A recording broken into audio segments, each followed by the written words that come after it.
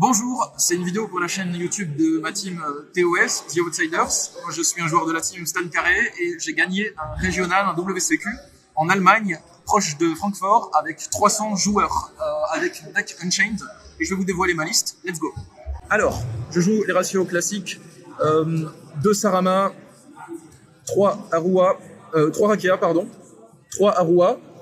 Je joue pas la version tour guide en fait. Il y a beaucoup de gens qui disent que c'est la meilleure, mais moi je préfère jouer sans pour l'instant.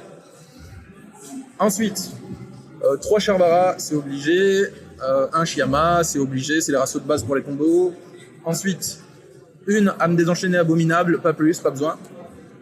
Ça, c'est Mathieu de ma team qui m'en a parlé, Mathieu Bricard, il m'a dit qu'il a vu ça tourner dans une liste et c'est super fort. C'est un monstre qui invoque un token, voire plusieurs tokens, et en une carte il fait Yama. En fait, moi j'optimise ma liste avec des 2 cartes combo. Je fais pas de one card combo avec guide, et même si je fais Yama avec lui, j'ai besoin d'une autre carte à péter pour continuer à jouer. Ensuite, pour les monstres, on continue avec 3 H Blossom parce que c'est fort contre Purely, Labyrinth et Branded et c'est fort contre tout. Voilà, contre Unchained, c'est fort contre tout. Ensuite, 3 Drolls parce qu'en fait, j'ai optimisé ma version du main deck pour avoir un main deck qui ne brique pas. Parce que j'ai remarqué qu'en local, les seuls games que je perds, c'est les games où je brique. Donc je me suis dit, je vais optimiser en mettant le maximum de cartes d'engine ou d'accès à l'engine pour ne pas brique. Et comme je mets des accès à l'engine, je vais jouer des drôles plutôt que des Nibiru.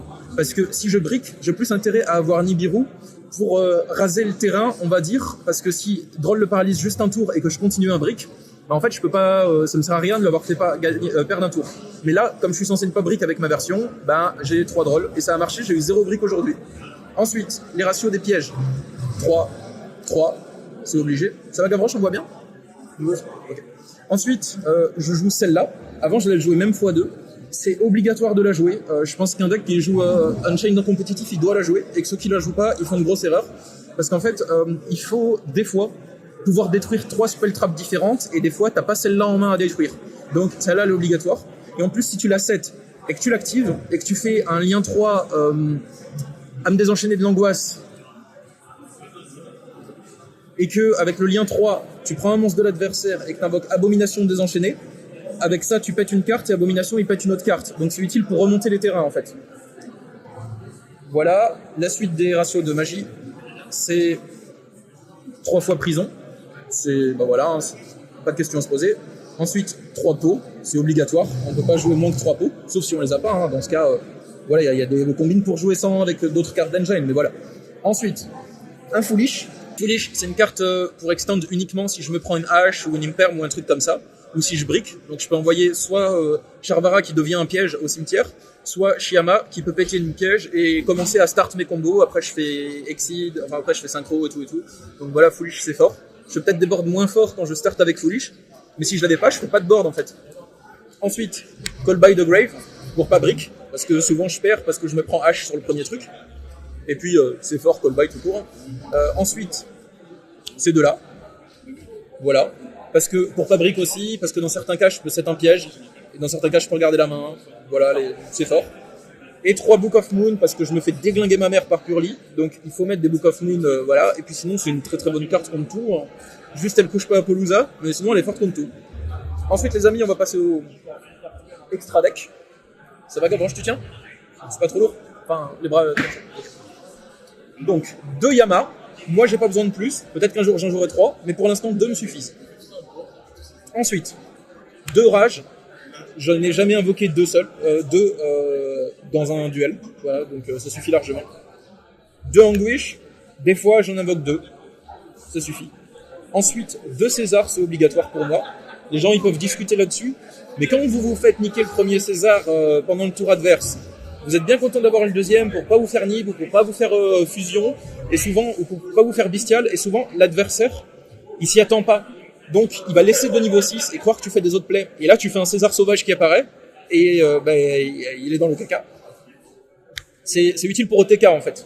Alors maintenant toutes les one-off de l'extra deck, une licorne obligé, une goddess obligé aussi. Bon je l'ai pas invoqué du tournoi mais quand t'es face à un petit chicken Punisher, t'as besoin d'une goddess, voilà, ou un autre truc que t'arrives pas à dégager, un Borellen, je sais pas quoi. Ensuite, Abomination, voilà, il la faut, trop fort. Ensuite, Azalea, Je peux la faire avec un token Nibiru et un Chain de Dark par exemple. Je peux la faire pendant le tour de l'adversaire avec Rage. Si je lui prends un monstre Dark to Light, je peux faire Azalea. Donc je lui prends un monstre avec Rage et Azalea elle pète une carte sur son terrain sans cost. Alors que la licorne elle a besoin d'un cost pour péter. Elle a pas besoin d'un cost. Donc dans certaines mains galères, je peux quand même remonter les boards avec. Mais je l'ai pas invoqué du tournoi. J'ai pas eu de situation où j'ai eu besoin, mais elle est forte et je la garde. Ensuite, Access Code, je l'ai pas invoqué du tournoi, mais je l'invoque des fois, il est fort, bah voilà. Tu peux faire Access Code avec Angoisse, en fait, par exemple. À me désenchaîner de l'angoisse, tu prends n'importe quel monstre, tu fais Access, c'est fort. Ensuite, la fouineuse, elle sert à éviter de me faire détruire des cartes, et elle sert à débrick des mains merdiques. Par exemple, j'ai un Nibiru sur le terrain, et Sarama, et c'est tout. Je peux faire fouineuse avec les deux, et je cible Sarama du cimetière et je défausse une magie piège Unchained et je reborn Sarama et elle peut poser la magie piège, enfin, elle peut me sortir de la merde. En fait, c'est elle, la salvateur, qui me sort de la merde. Et ensuite, bah, Linguribo, au cas où je me prends une Ibli. Ensuite, on passe au side et après c'est bon, j'aurai quelques shout-out et après c'est bon. Alors, Plumeau, voilà. En plus, je joue une poussée, donc c'est bon. Unchained Soul of Rage, parce qu'il le faut, hein, voilà. En go second, il est très fort. Héros des Abysses contre Purely parce que je joue une poussée, je me dis c'est bien si je peux chercher ça avec, ça fait comme un 4e kaiju. Justement, je joue 3 kaiju contre Kashtira, contre plein de match-up, enfin bon c'est fort les kaiju. Je joue 3 Nibiru contre Unchained, Kashtira, contre les match-up qui se le prennent en fait, voilà. Ensuite, 3 fois Evenly. Et ensuite, la dernière carte que je vous présente c'est le Cimetière.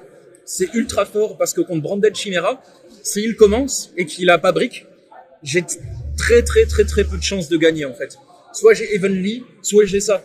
Parce que Evenly ça fait moins de cartes à gérer avec mon engine, même si je TK pas.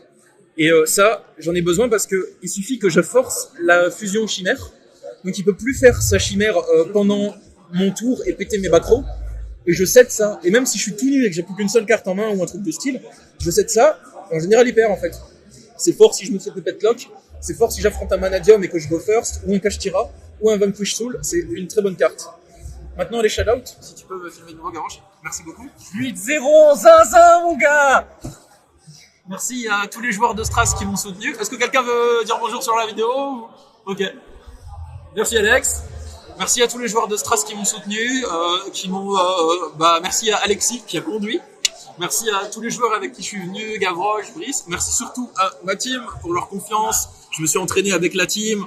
On teste ensemble, on réfléchit au combo ensemble, tout ça. Donc merci à la team The Outsiders, à notre capitaine Jack Green, à Mathieu, le champion Sissi, dans notre cœur, et à Popo aussi, avec qui j'ai beaucoup build. Et si vous voulez, il y a le site Duelist Island. C'est un site de matériel pour les duellistes, de deckbox custom en bois de très bonne qualité.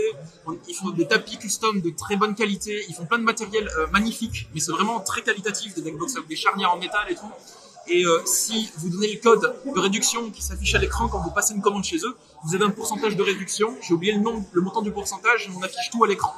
Donc vous pouvez commander chez eux avec notre code et vous avez une réduc et le matériel est très quali. J'ai déjà commandé chez eux, je le referai si j'ai besoin.